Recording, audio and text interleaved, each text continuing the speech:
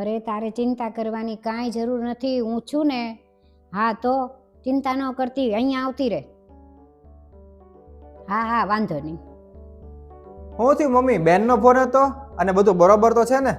હા તારી બેનનો જ ફોન હતો ને, એને અહીંયા બોલાવું છું. કેમ, શું થયું? અરે એની બેય નણંદુ આવે છે ને પાછા એના છોકરા, એટલે કામ કેટલું વધી જાય, બિચારીને કેટલું કામ કરવું પડે. અને એની નણંદના છોકરાની તો ખબર છે ને તને, જુદું જુદું બધું બનાવરાવ્યા જ કરે, આ લાવો ને ઓલું લાવો ને આ કરો ને. એટલે જ મેં કીધું છે કે તું અહીંયા આવતી રહે, એટલે એ લોકોને જે કરવું હોય એ કરે. અરે પણ મમ્મી, હમણાં બેન 2 અઠવાડિયા પહેલા જ અહીંયા રોકાઈને ગયા છે અને એના નણંદ છે ઈ એને મળવા આવ્યા છે, તો ઈ અહીંયા આવતી રહે કઈ સારું લાગે? કેમ તારી બેન અહીંયા આવે છે ઈ તને નથી ગમતું? અને એને હું કાંઈ ઠેકો લીધો છે બધાયનું કામ કરવાનું? મારી છોકરી હું કાંઈ નોકરાણી છે તે બધાયનું આખા ઘરનું કામ કરતી રહે? મમ્મી તમને તો કાંઈ સમજાવવું ને ઈ જ બેકાર છે.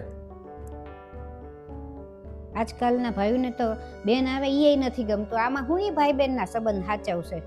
મેં તને કીધું એ બધું સમજાઈ ગયું તને? અરે પણ મમ્મી શું વિચારશે? મેં તને જેટલું કીધું છે ને એટલું કર તું. પણ આમ અચાનક. તું ભાઈ મારી યારે બહુ લપ ન કર, તારી ફટાફટ પેકિંગ કર. વાંધો નહીં. એટલે તમે બે ક્યાંય બહાર જાઓ છો? હા મમ્મી, એને પિયર મૂકવા જાઉં છું એને. કેમ અચાનક મૂકવા જા? એનું ઘણા સમયથી મન હતું એટલે મેં કીધું ચાલો આજે જ તેને મૂકી આવું. પણ તારી બેન આવે છે ને એટલા માટે તો મૂકવા જાઉં છું. પણ એ તો ઘણા સમયથી અમસ્તા અહીંયા હતી તેને જાવું તું, પણ હવે જઈ નહોતી શકતી એટલા માટે. અને હવે તો બેન આવે છે તો બેન તમારી સેવા કરશે, બાકી ઘરનું બધું કામ સંભાળી લેશે, તો મેં કીધું એને આજે મૂકી આવું. પણ એને કામ ન કરવું પડે ત્યાં, એટલે તો હું અહીંયા બોલાવું છું એને. તો એને ફાયદો હું બિચારીને, ક્યાંય આરામ જ ન મળે ને. તો એને તો બિચારીને હતું ને એને થયું ને, તું તો પાછો આને મૂકવા જાશો. વાહ મમ્મી, બેનને ન્યા કામ ન કરવું પડે એટલે એને અહીંયા બોલાવી લ્યો છો કે અહીંયા આરામ કરે. અને મનીષાને તમે એટલા માટે રોકો છો કે એ અહીંયા કામ કરે એમ. એટલે મનીષાનો કોઈ હક જ નથી એના ઘરે જવાનો. અરે બસ કરો.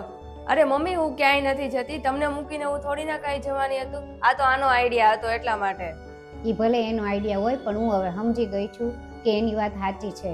મારે જ ખોટે ખોટે મારી દીકરીને અહીંયા ન બોલાવવી જોઈએ, ભલે એ ન્યા રહે ને એનું કામ કરે. હું હમણાં એને ફોન કરીને કહી દઉં છું કે તું ત્યાં રહે.